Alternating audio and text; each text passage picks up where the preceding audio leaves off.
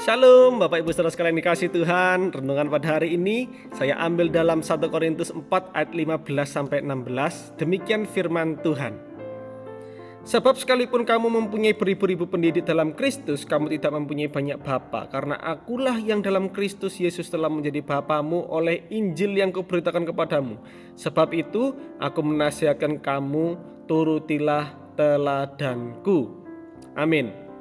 Bapak Ibu Saudara sekalian dikasih Tuhan, setiap dari kita pasti pernah mendengar istilah orang tua rohani. Mungkin beberapa dari saudara-saudara yang punya orang tua rohani, atau mungkin saat ini menjadi orang tua rohani. Tetapi mungkin ada juga yang tidak memiliki orang tua rohani. Apa itu orang tua rohani? Menjadi orang tua tidak hanya secara jasmani saja, tetapi juga secara rohani, yaitu menjadi orang tua rohani bagi anak-anak rohani kita, tetapi juga harus menjadi orang tua rohani bagi anak-anak jasmani kita. Sebagai orang tua rohani, kita mengajar dan membimbing anak-anak kita untuk menjadi serupa dengan Kristus yang ditunjukkan melalui keteladanan hidup orang tua rohani.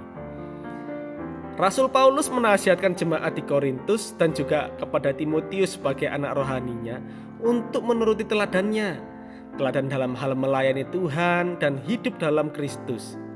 Dalam 1 Tesalonika 2 ayat 7 dan 11, Paulus juga memposisikan diri sebagai orang tua rohani bagi mereka yang dilayani. Paulus sendiri mengatakan bahwa ia bertindak seperti ibu yang ramah dan sekaligus sebagai bapa yang penuh dengan nasihat. Saudara-saudara yang dikasihi Tuhan, kita sedang hidup di zaman yang mengerikan. Tidak bisa dipungkiri dan tidak ada yang menyangkal akan hal itu. Bahwa peristiwa-peristiwa yang terjadi selama akhir-akhir ini semakin menguatkan bahwa dunia kita ini tidak sedang dalam keadaan yang baik-baik saja.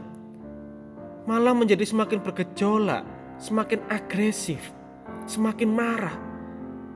Namun kita harus menciptakan contoh kebaikan, kejujuran, nilai dan prinsip-prinsip yang kekal. Intinya adalah ini, hanya dengan dasar spiritual yang kuat yang dapat membantu anak-anak kita bertumbuh melalui masa-masa yang penuh dengan gejolak ini. Dengan menjadi orang tua rohani bagi anak-anak jasmani kita maupun anak-anak rohani merupakan hal yang penting untuk dapat melahirkan banyak generasi keturunan ilahi.